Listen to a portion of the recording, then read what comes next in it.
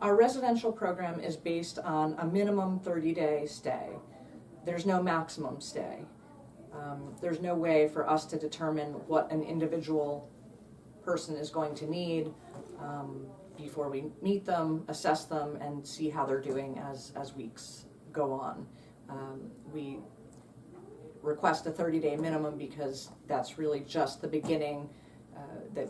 That's the minimum time it takes for people to get stabilized, to get a little bit of a clear head, to eat good quality food, to start to get some nourishment in their body, to start to relax, just to start to have some community and some sense of what they want, and to deal with some of the traumas that they've experienced, and to just begin to put their lives together. There's a lot more work that can happen after 30 days and needs to happen if people are going to have a lifetime of recovery. If somebody is discharged a couple of weeks early, they're not really ready, there's an enormous downside or potential downside to that, that they don't have the tools, they're not strong enough, they're not resilient enough to succeed in the world. So the costs of going back, relapse, addiction, are so great, including death many times, that we would much rather err on the side of protection, caution, and keeping people in treatment as long as they need to be in treatment. Oftentimes that's longer than they think they should be, and oftentimes it's longer than we think they should be.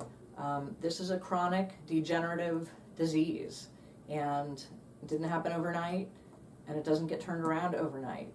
And for a lot of people coming into treatment, 30 days seems like a long commitment to make, and it is. Unfortunately, it's important for us to deliver the news that this is a lifetime illness, and it's a lifetime of recovery. The longer someone can be in treatment, the better their chances are for a lifetime of recovery.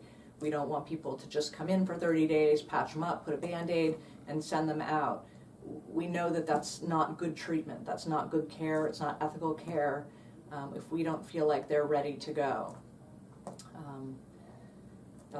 There are challenges with that. Sometimes it's not practical, sometimes it's not realistic, sometimes insurance stops paying, or people don't have the resources. We don't make treatment decisions based on what insurance tells us. We make treatment decisions based on what we believe is in the best interest of our patient. That's who we serve, that's why we're here, that's what we do. And we always have to remember that we're here for them, and again, we trust that all the resources that we need to do the right thing will present somehow, some way, in some form, because people's lives are at stake.